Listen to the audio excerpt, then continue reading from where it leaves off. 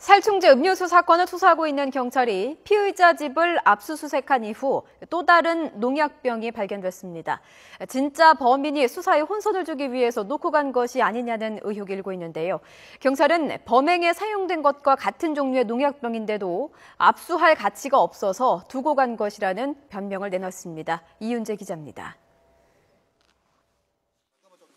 경찰이 살충제 음료수 사건의 피의자 83살 박모 씨 집을 압수수색한 이후 박 씨의 집에서 같은 종류의 살충제병이 또 발견됐습니다.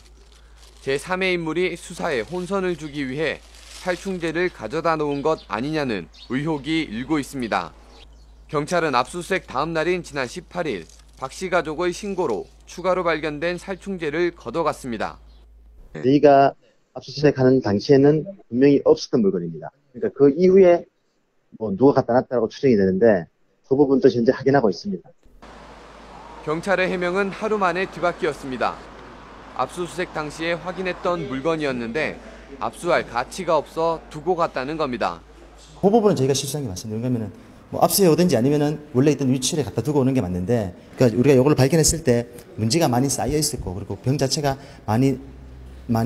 상태가 오래됐었고, 최근에 손을 닿지 않은 걸로 저희가 판단을 해서 그 당시에는 이 부분은 압수를 하지 않았고.